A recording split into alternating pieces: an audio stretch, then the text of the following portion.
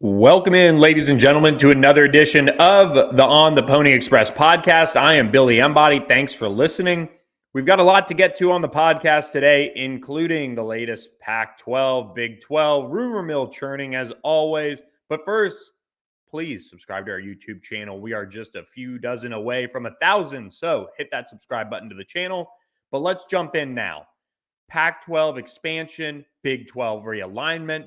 What's going to happen? Well, the latest rumor mill turned up. Rumors of Colorado looking heavily at the Big 12, and that is very interesting on numerous levels. So we'll kind of react to that.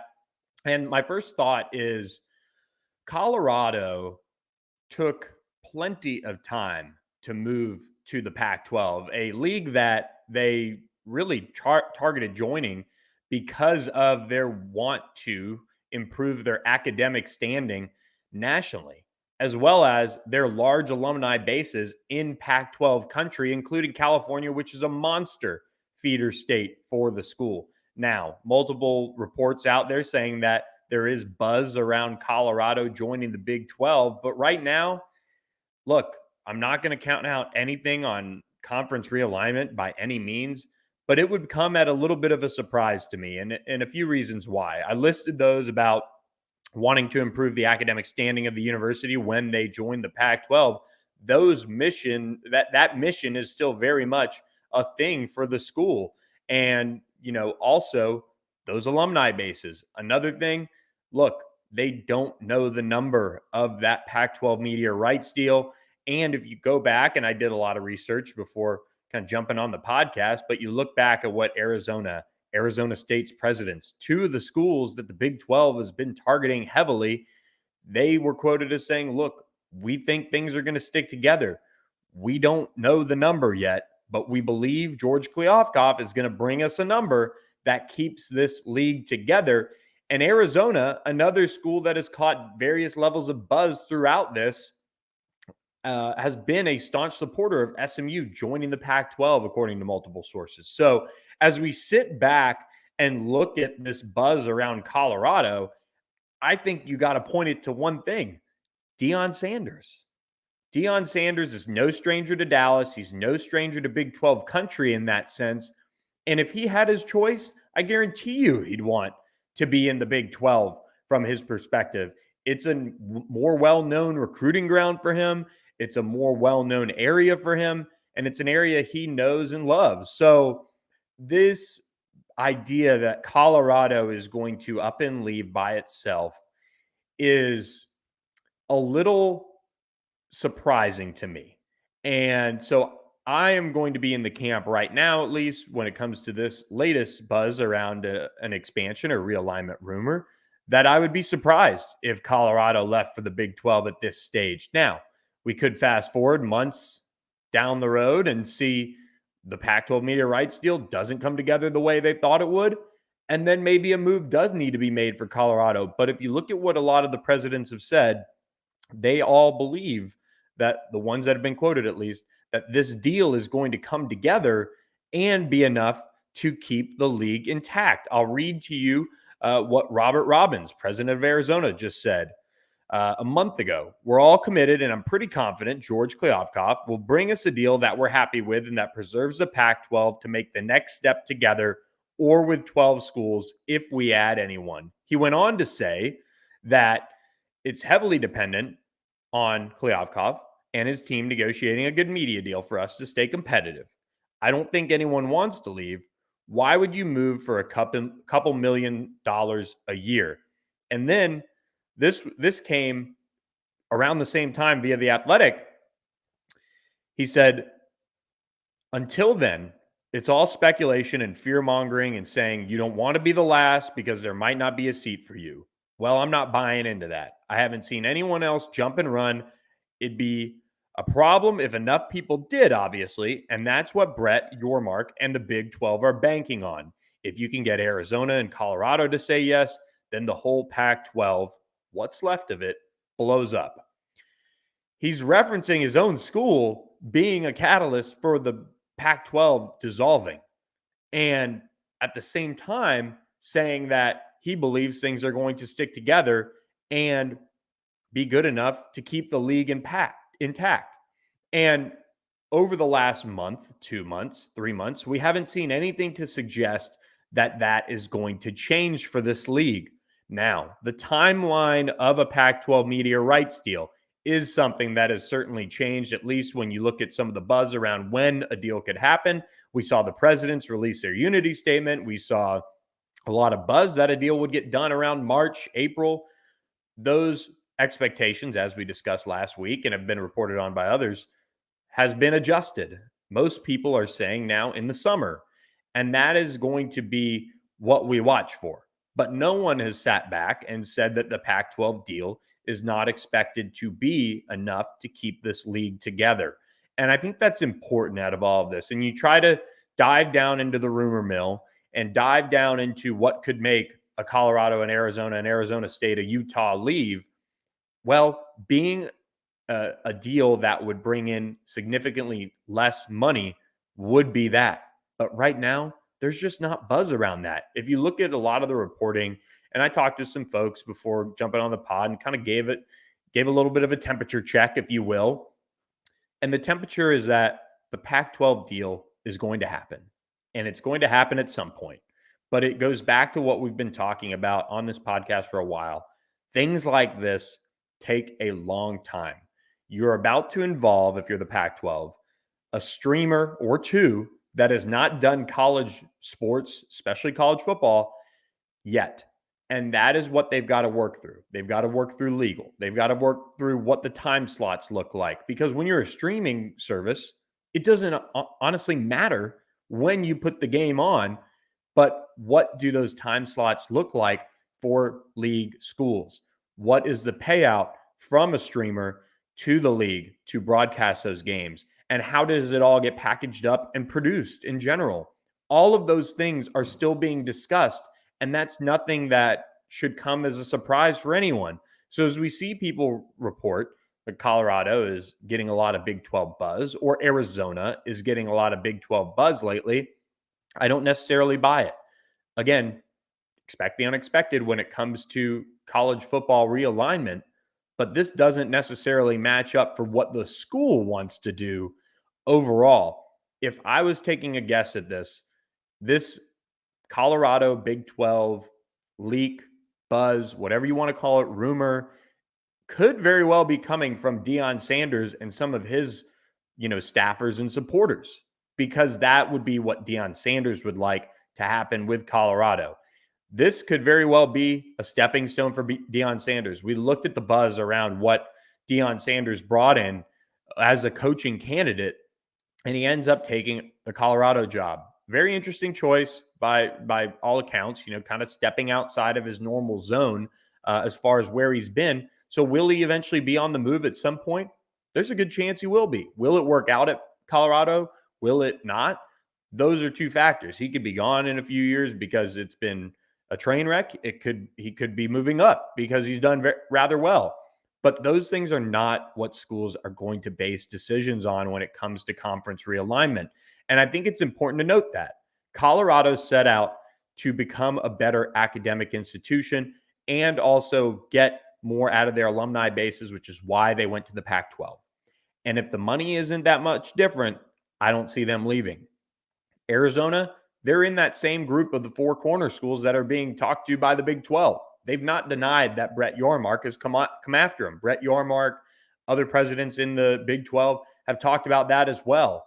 They're actively trying to poach Big 12 or Pac-12 schools to try and build their league up. They want to expand west. But at the same token, just like we've reported, they're still in contact with SMU. And there's still discussions that go on with SMU. There's still discussions that go on with SMU and the ACC. Those things are nothing new, and we've reported on them multiple times.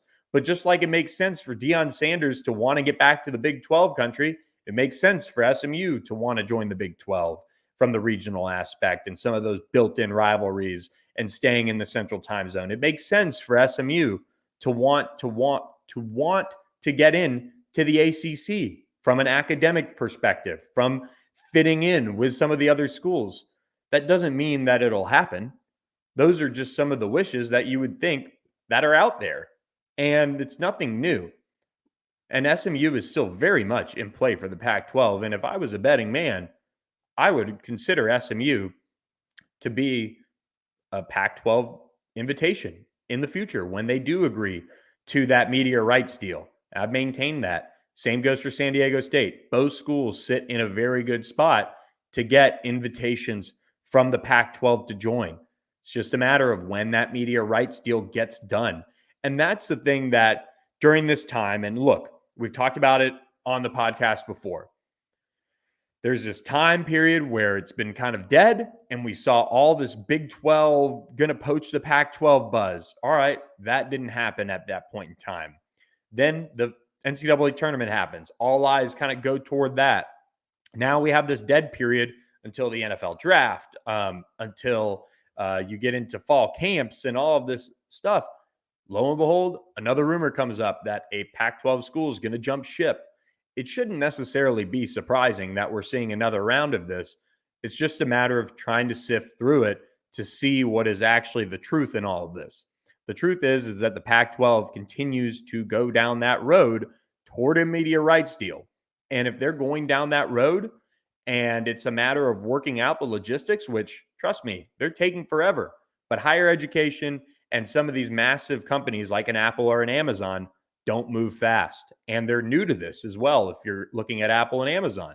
So trying to differentiate between rumors and what could happen relatively soon are very different because if you look at the buzz around the Pac-12 completing its media rights deal, there was buzz that was going to happen. Came and went. Now expectations have been reassessed. Looks like more of a summer into maybe even August here and there, depending on who you look at. And no one really bats an eye. But when a report comes out or smoke, whatever, from Twitter comes out that the Big 12 is going to take Colorado, all of a sudden it is a 5-alarm fire that is going on with all of this. And it just doesn't make a lot of sense. It doesn't match up to what's been, at the very least, publicly been stated by Pac-12 presidents as far as where things stand when it comes to the league's unity. But also it doesn't match up with Colorado's overall plan for what they want to do as far as the university goes. And it took a long time for the Pac-12 to reel in Colorado. And when they finally did, it made a lot of sense from the aspect of that's what they want to do as a university, is be aligned with schools that are of a higher quality than the Big 12 schools. And not trying to knock the Big 12 schools, but that's the reality when you're paired with or when you're grouped with schools like Stanford and Cal and others out there in Pac-12 country. That's a different group that you're hanging out with at the table in the cafeteria than when you're sitting with the Big 12 schools.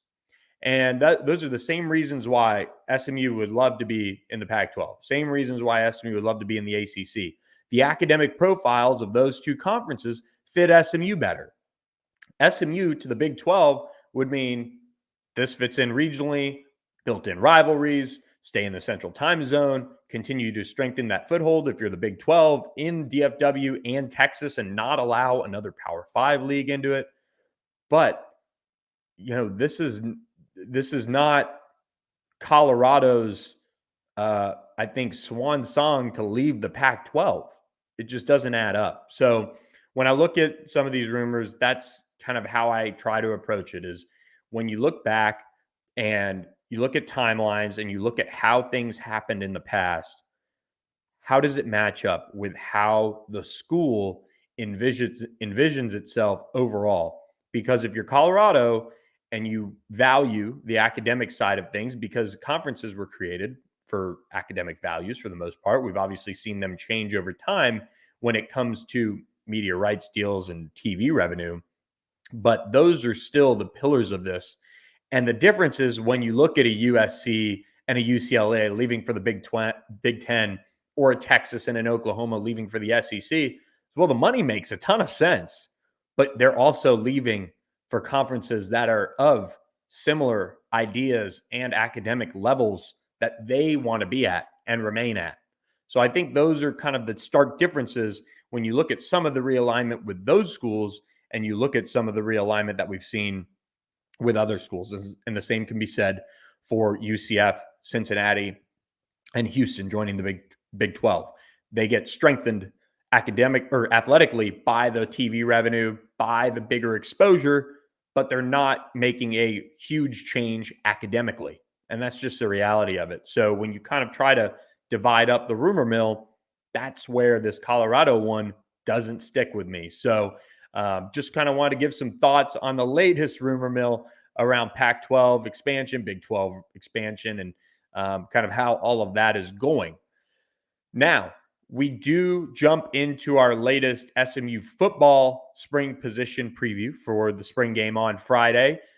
SMU running backs, they're up next. And I wanted to touch on these because this is a group that if you haven't been out to an SMU practice and you're going to get your first look Friday at the spring game at Highland Park High School, you're going to notice a very different room for a number of reasons. TJ McDaniel obviously gone, hasn't been with the team as he transferred to Northern Arizona, and Trey Siggers as well, who's still looking for a transfer destination. But now you have two brand new, highly touted, talented transfers in Jalen Knighton and LJ Johnson coming over from Miami and Texas A&M, respectively. I think when you look at what those guys are going to bring to the table, it's very different for this offense. When you have Jalen Knighton catching the football out of the backfield the way he is, as well as his explosiveness and vision, that is something that SMU fans are going to get excited about. LJ Johnson, very much a bruiser, but has shown some explosiveness as well. He's settled in much better in spring ball so far. Tyler Levine is going to be out for the spring game as he continues to recover from his knee injury. Velton Gardner, pretty much the veteran, the old man of the group in spring this year because Tyler's out. He's going to be out there running around. Brandon Epton, another veteran who's not played too much in his SMU career at running back, is going to be out there as well. But the question mark is going to be Kamar Wheaton. What's his role? He's been kind of nicked up here and there since his return. He had a wrap on his knee at practice on Tuesday after we watched. And, you know, his status, I think, for the spring game is kind of up in the air at this point. And that means Jalen Knighton, LJ Johnson, Velton Gardner, and Brandon Epton are going to be the guys that get the majority of the reps in that spring game. So look for those guys. And Jalen Knighton, when you watch him, it's pretty hard not to think that he could have an all AAC, I should say, type season with SMU. His ability to catch the football, his toughness, his ability to finish falling forward when he does finish runs. He runs with much more of a punch than you would think for a kind of, 5'11", 180-pound back. I mean, he's not the biggest guy in the world, but he's got that talent that SMU, quite honestly, I would kind of compare Jalen Knighton to what Braden West did for SMU a few years back. Just that relatively thin back who's got explosiveness, has wheels, has the ability to catch the football.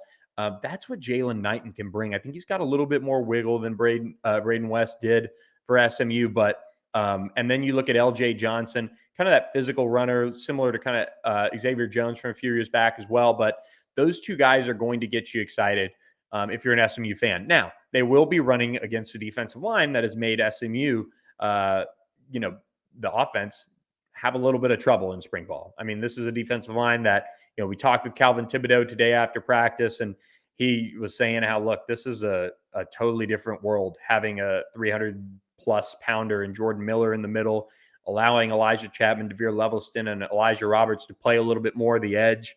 And that's what they've been facing. But if they can get Jalen Knighton or LJ Johnson loose, you'll see it. You'll see what I'm talking about. So be on the lookout for that in the spring game.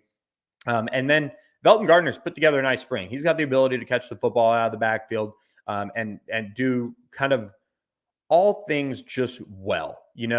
Before he got injured last year, he was having a really nice season, kind of took a backseat to Tyler Levine as well. And we all found out what he could do, kind of toward the third of the way through the season is when he really emerged. But this is a running back room that is going to look a little different in the spring game, especially if Kamar Wheaton can't go after he returned from his suspension But there's a lot of excitement around the SMU running backs, without a doubt. So we will have more on the SMU spring game on Thursday, kind of a full primer for you guys. We just wrapped up our final spring practice of spring ball, so it just flew by, really, but a lot of fun. Hope you guys have enjoyed the content on our YouTube channel, on the Pony Express's YouTube channel. Please hit that subscribe button for us, just below this video. Just take one click and do it. And we'll continue to have many more podcasts. We just had another great guest on with Toyelle Wilson. You'll see that interview next week. So the head women's basketball coach coming on to talk a little bit of shop with us. And she was awesome. So appreciate her for coming on. Look for that next week. But hit that subscribe button for us. Help us out. Get to that 1K goal. Do want to end with kind of the point of the podcast where some people might turn it off after now, but SMU basketball.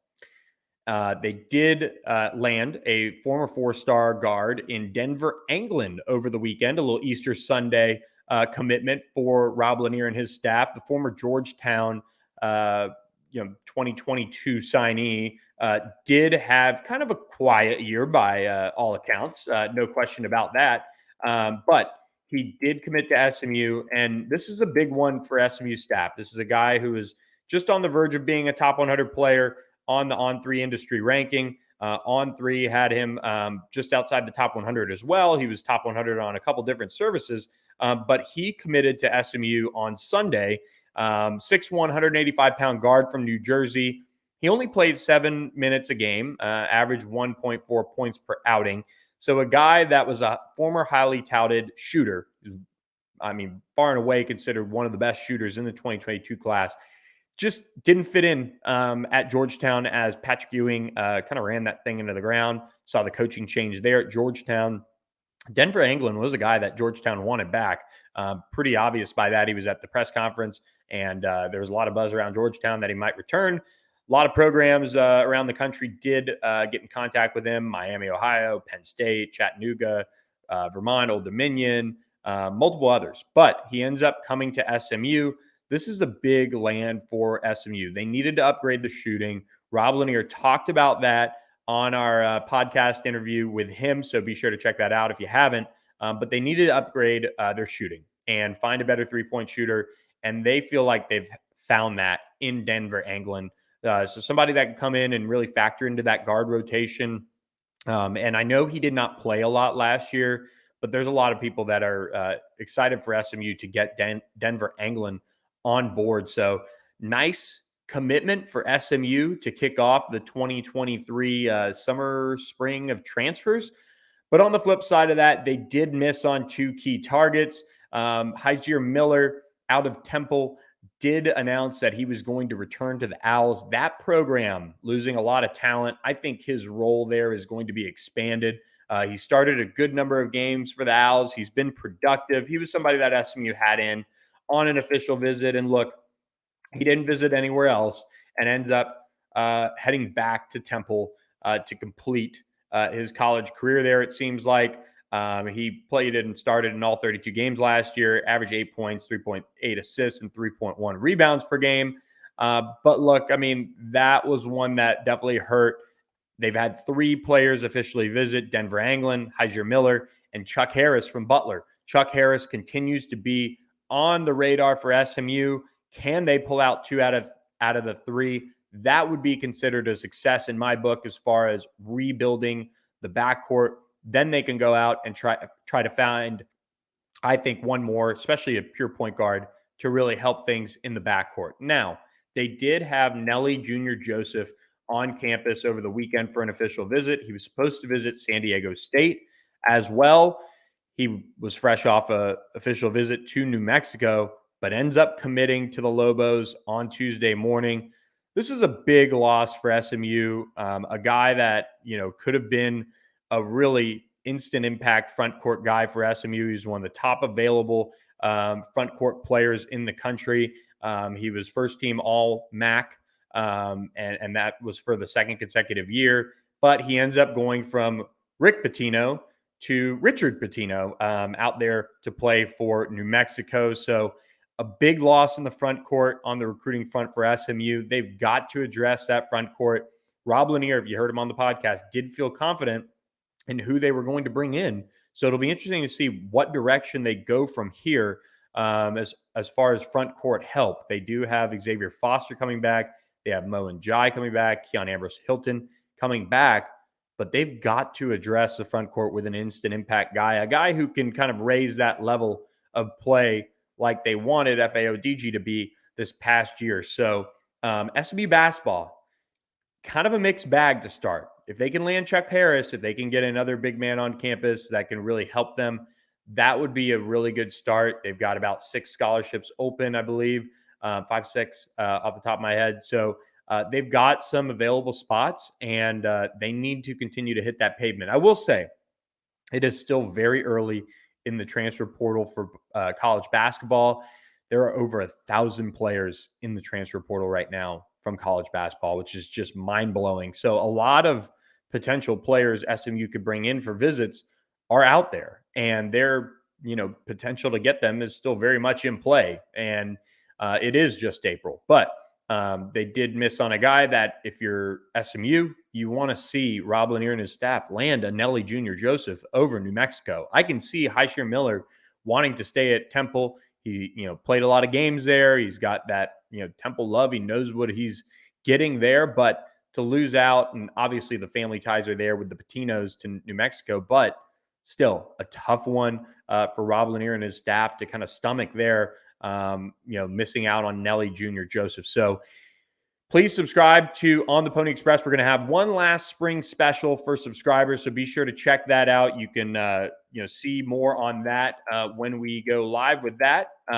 It'll be a good deal for you guys to jump on board for the summer to get the latest on SMU's recruiting efforts. Football is certainly starting to heat up in that respect, so be sure to stay locked in on that. A lot of spring game visitors are going to be at SMU on Friday. Already seeing a lot of those be announced, as well as some transfers. So be sure to subscribe. And I did drop some tidbits on a pair of transfers that'll be on campus on Friday. I dropped it last Friday to give you guys an idea of the 2 that will be at SMU. So be sure to be on the lookout for those 2 guys, 2 key targets for SMU out of the transfer portal on the football side of things. But basketball is still getting underway. So be sure to subscribe to ontheponyexpress.com, part of the On3 family. So with that, guys, going to wrap up this edition of the podcast. Hope you guys enjoyed it. We'll be back Thursday with a full spring game preview for you guys. Everything you need to know at every position when you guys go out to Highland Park High School to catch the game on Friday. Admission is free. There will be concessions available as well. So we'll be out there watching the game and covering it. So be sure to keep it locked on ontheponyexpress.com. Hit that subscribe button to our YouTube channel. We will catch you guys later in the week with another edition of the On the Pony Express podcast. Thanks for listening.